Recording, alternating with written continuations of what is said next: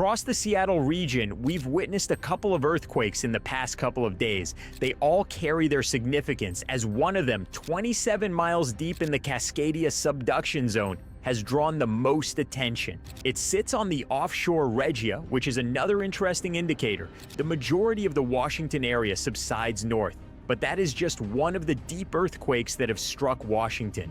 There are a few more that happened a bit further in the Cascadia area. On the northern coast of Oregon, an activity of 43 epicenters of tremor has been notched, and although we can say that this region is a bit safer, if we go a bit further east, around Entiat, we'll be looking at some other developments. Activity of 1.1 has been notched there as we move forward to a very well-known area for the earthquake followers, Mount Rainier. Constant earthquake activity has been noticed here over the past couple of days, with the magnitudes being around 0.8. Despite the increased number, the depth is not that worrying. We're talking about surface events. For those of you who don't know, surface events usually mean rockfall, ice, or strong winds. But if you were to look at the seismic data, it would give you the impression that legitimate earthquakes have happened in this region. This is happening at the northern part of Mount Rainier. If we are to go a bit more to the west, we'll see another activity. At the northern part, it's precisely where the swarm ended up migrating off to. On the other measuring point, St. Andrews Rock, you can see some activities that are likely still ongoing, but the pattern is quite difficult to understand. Because it's at the southwestern side of the volcano, it's a bit more challenging to get a full grasp of the nature of the activity that's going on here. The good part is that there is no sign of any magma movement as of now, but still, the earthquake activities are here to keep us entertained, and some of them have been more interesting to look at compared to the others. If you are to look at this earthquake that happened just across the Cascadia, you'll notice that it happened in very shallow waters. The magnitude was not something to worry too much about, 1.5, but it's still worth noting it as we speak. Other areas haven't been as calm as you would normally emphasize. Let's go a bit more on the south and focus on the area of Petrolia. 2.5 and 1.2 magnitude earthquakes have struck this region late at night, but nothing too shabby and nothing to stress your minds over. One of the most problematic areas in the USA, San Francisco's Bay, has been calm with some earthquakes around 1.5 magnitude. But if we go a bit south, around Southern California, things are changing a little bit. Hey, who said that we forgot about Yellowstone? If we look at the activity around the Hebgen Lake Estates, we can see that things haven't been as calm as you would normally project them. But it's nothing too big, just some small earthquake activities to keep our minds entertained. The good part about Yellowstone is that the caldera region seems pretty calm, so there's nothing to worry about on that end. Moving to Texas, and we always have to be extremely careful here because of the oil fields. 33 earthquakes, while none of them raise alarm about a national disaster, it's still worth reporting on them as they've happened.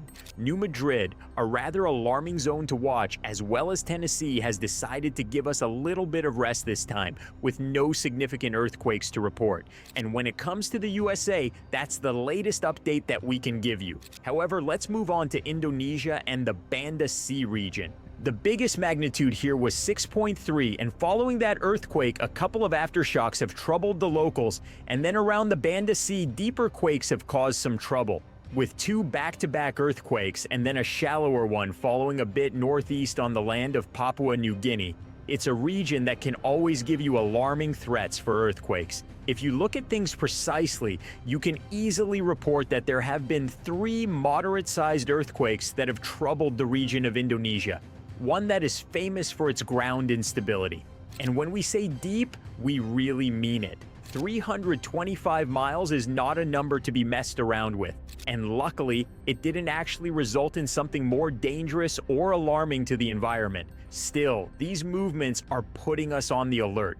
We need to be very cautious as to what's going to happen next, because that region could easily suffer from some bigger quakes as we speak.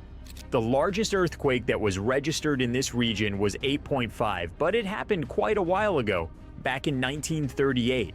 In that same cluster, the most recent one that happened was in 2023 with a magnitude of 7.6. All in all, that's considered to be a mega quake territory for us. And just because we haven't seen one in the past couple of months, it doesn't mean we should be on full alert mode. The area needs to be supervised closely, and although there is no migration to the west, it can always happen in real time as well. The aftershocks from that 6.3 earthquake have been felt all the way to Turkey, so it's definitely something worth paying attention to as we go further with our analysis.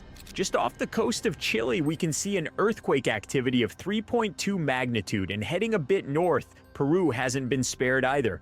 An earthquake of 5.0 magnitude has been notched deep into the subduction zone of the Peru-Chile Trench, or more precisely 21 miles west of Puerto Santa. It's a very big subduction zone as we speak, and let's not forget that the largest ever earthquake back in 1960 was recorded here with a strength of 9.5 magnitudes. The Middle America Trench does seem like one we need to be paying close attention to, primarily because of the two earthquakes that have happened recently. We've seen a big number of earthquakes in that region recently, so there is always a bit of extra attention needed when we're discussing the Middle America part.